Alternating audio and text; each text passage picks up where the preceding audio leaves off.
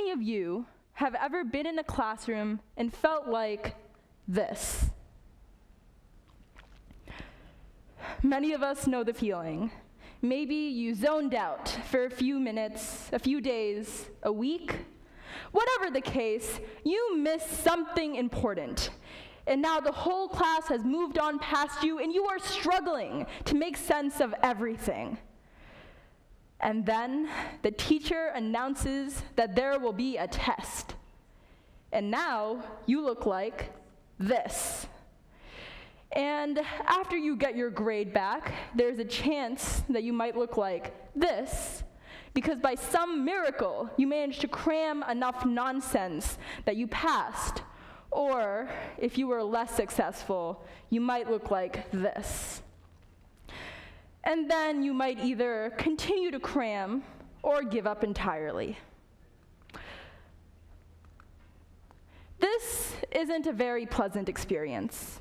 Unfortunately, it's the reality for many of my peers and even myself for a while. And that's why I want to talk about this today, hopefully giving you guys some tips about how to take control of your education in a sustainable manner, while also making learning a more enjoyable process. First of all, I want to address a few common bad traps of logic that discourage people and set them up for failure. The first one is blaming the subject for being hard. High school grades are considered harder than previous years because in high school, we start taking unfamiliar subjects, namely chemistry, physics, pre-calculus, and calculus. If these subjects seem really hard compared to biology or algebra, it's only because we aren't exposed to them as much. A really easy way to avoid a lot of stress is by simply doing a quick review of math and science topics about halfway through summer, and then maybe going through a bit of the new material before school starts, so you give your brain some time to let it sink in. The next faulty logic, unpredictable excuse is blaming the teacher for not explaining something well. The way I like to think of it is teachers are like maps. They can point out places where others have slipped up or the nicest path they have found so far, but they can't take the journey for you. And if by unlucky chance you get a teacher who doesn't teach to your learning style, you can't really fault the teacher for that. Teachers have to teach to a class, and since everyone learns in a different way, there's no perfect one-size-fits-all method to teaching. Teachers are a great resource, but you are the only one who can figure out what form your learning takes. To reiterate, for those who zoned out, successful, enjoyable learning comes from taking control of your education. Don't misinterpret this. This goes deeper than merely signing up for a class outside of school. I learned this the hard way. When I started to go to school, I stopped speaking my mother tongue, Marathi, and switched over to English full-time. My parents, both first-generation immigrants from Maharashtra, India, felt that a loss of my language would lead to a loss of cultural identity that would forever isolate me from my family, both in India and in the US. So they signed me up for a weekly 2-hour class at a local Indian language and culture school. However, there was one huge problem. This class was from 10 a.m. to 12 p.m. on a Sunday, and I didn't want to spend my Sunday in a classroom.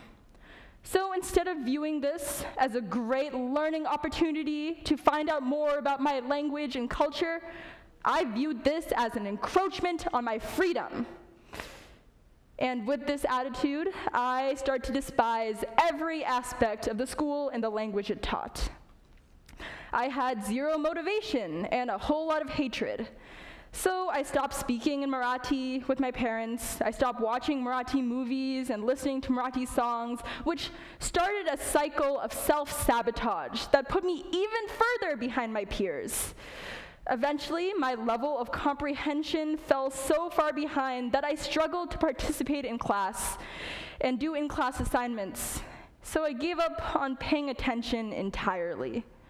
My in-class notes, which are supposed to have those characters, started to look more like this, which, while pretty, isn't really helpful when you're trying to study. As a result, I spectacularly bombed almost every test and quiz, resented my classmates for getting what I continued to miss out on, and spent over 600 hours in misery. However, this story has a happy ending. After I graduated in 8th grade, I came back to volunteer as a teaching assistant in a 4th grade classroom, where I got the chance to relearn the 4th grade material. This time, however, I actually paid attention.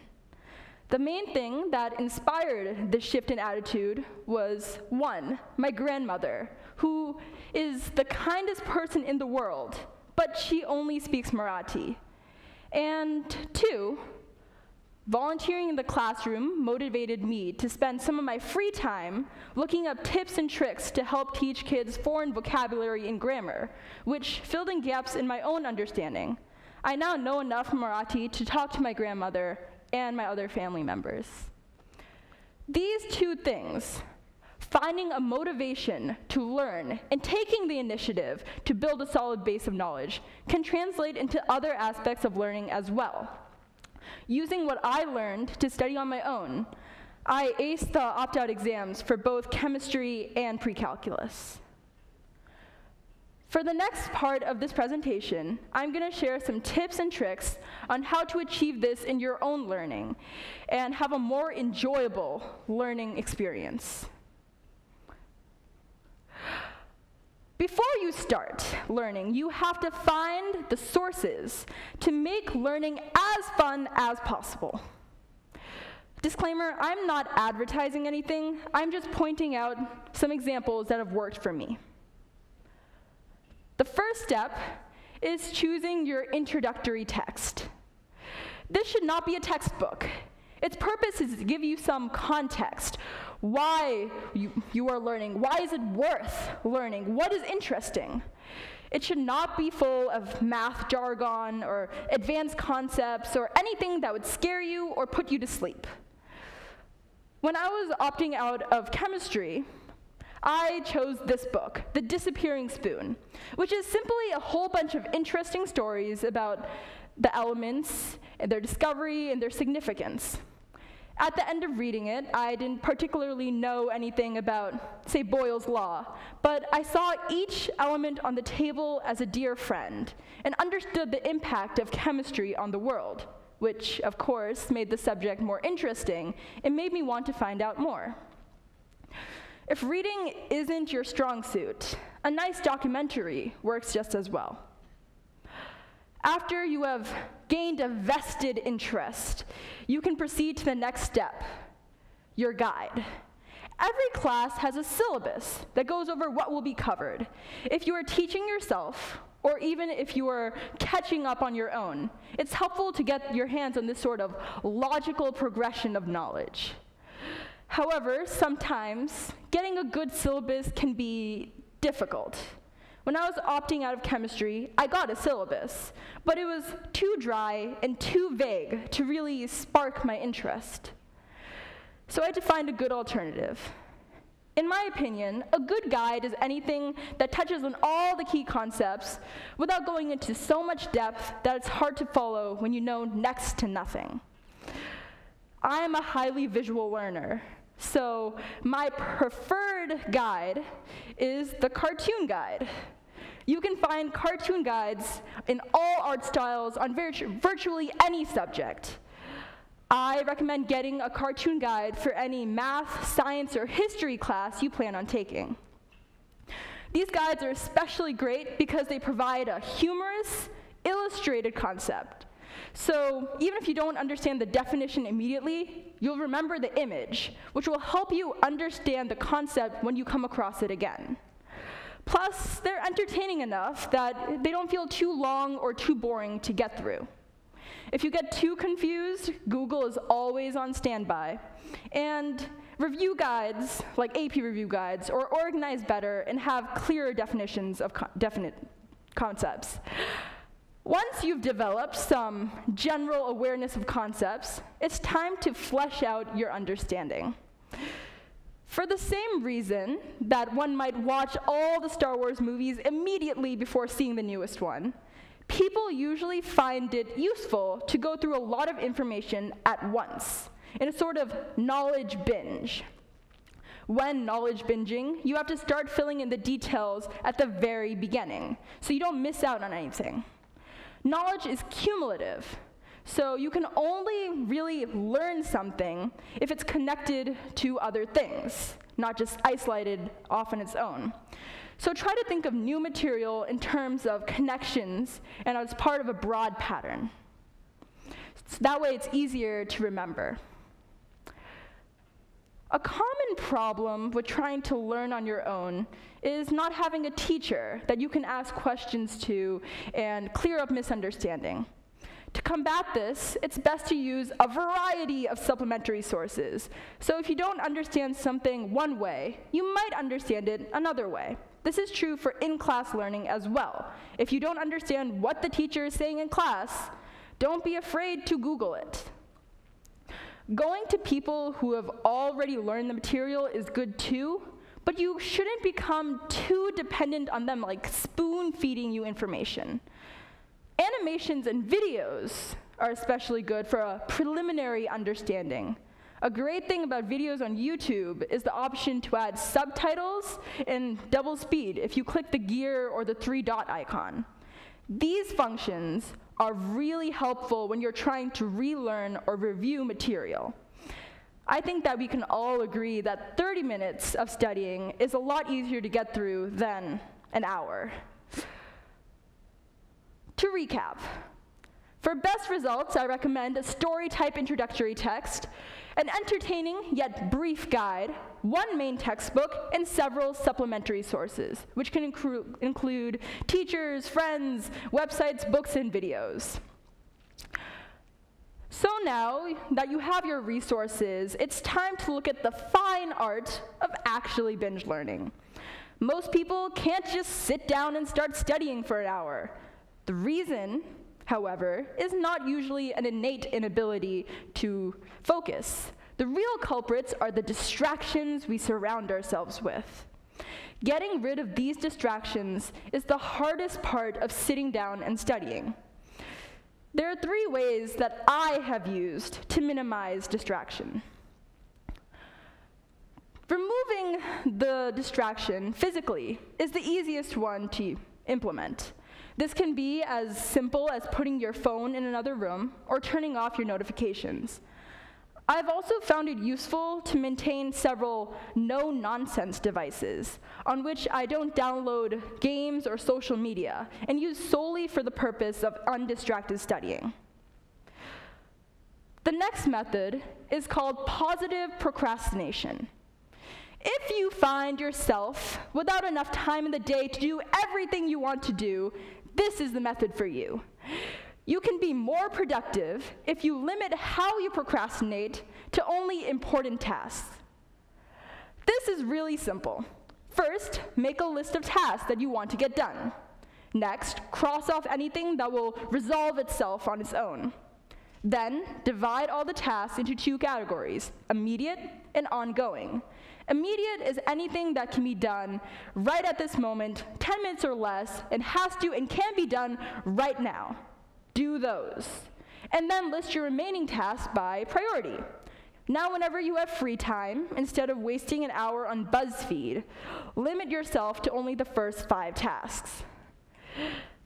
Keep this list somewhere accessible, such as your phone, and update it daily. This method is guaranteed to let you fill your days with more productive work. The last method is a bit extreme, but really helpful if you have some work, but you're so easily distracted you can't get it done. Say you have to write something, like an essay, that's due in a bit, but for some reason, you have been putting it off for longer than you should. It's definitely going to create some issues if you try to do it last minute, but there's always something more interesting that you could be doing, so you don't write the essay. If this sounds like you, give the nothing alternative a try. This method was used by writer Raymond Chandler when he forced himself to write detective stories. It has 2 rules.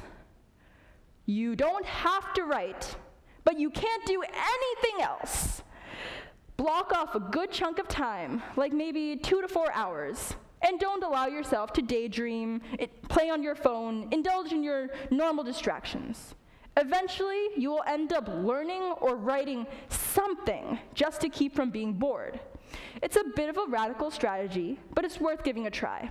I used this method on a 6-hour-long plane ride and taught myself the entire pre-calculus syllabus, so it definitely works. Now, if you've gotten all the materials and blocked off time to study, you might as well make sure you're taking notes effectively. A lot of people don't, and they end up spending an unnecessary amount of time trying to review. There's no real right way to take notes because notes are such a personal experience. However, I have found a few tips that can make it easier to use your notes to review. First thing is make your notes as short and sweet as possible. Don't try to rewrite the textbook, and don't write down things you already know. A smaller volume of notes means less time spent writing and less time spent reviewing. That being said, your notes should still have enough explanation that it's helpful to read them. In order to achieve this balance, you should avoid copy-pasting raw information. This is point number 2. Only write down what you have fully understood and make sure it's in your own words. This makes reviewing a whole lot faster because you have already pre-processed the information, connections, and themes of your notes. Third, your notes should be easily accessible. This means 2 things. 1, they should all be in one place so you don't spend an hour searching for them. And 2, they should be legible, so you aren't spending an hour trying to decipher your own handwriting. If your penmanship is really bad, consider typing your notes. Also, keep all your tests and quizzes in one place as well. Don't throw them away, because they're a valuable source of key concepts, correct answers, and places you need to improve on. In order to get the best results from your notes, consider titling them with the relevant topic and laying them out neatly. Here is an example page from my chemistry notes with the relevant skill, balancing an equation and showing conservation of mass, underlined. I've also numbered the step-by-step instructions for how to balance reactions with the focus step underlined and the focus table marked with a dot for each step. This way I can clearly tell which calculation goes with which part of the problem. Also, my notes don't try to squeeze too much onto one page or have giant chunks of text. There are well-spaced bullet points and some illustrations of key concepts, which are a lot easier to read. My honors chemistry notes explained concepts so well that I didn't have to take a new set of notes when I started taking AP chemistry. Your notes don't need to follow a set structure, but they should demonstrate some form of reasoning skill.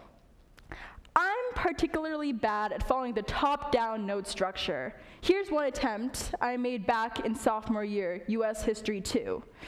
While these notes don't follow the top-down format my teacher wanted, they are still effective, because even over a year later, I can still identify the main ideas, causes, connections between factors, and overall groups and categories. Reviewing these notes takes me less than 5 minutes, which is a lot less time than it takes to read a chapter in the textbook. Lastly, the end stage. I'm against learning solely for a test, because it encourages cramming and grades over true, nuanced understanding. However, if you are studying a complex topic, you may want to take a test in order to see where you fall in relation to where you want to be. A test may also serve as a concrete deadline to motivate you. Just make sure you have enough time to get through all the material so you aren't cramming the day of the test. So when you have finished establishing the base knowledge, taken a test, and done well, what's next? Your learning doesn't stop when a class ends, or when you reach the end of a syllabus. This base is merely a stepping stone to open new doors and understand more complex topics. In the meantime, so you don't forget the material, help those who are struggling. You learn best by teaching, so share your gift, make the world better, and never give up. Thank you. Sources.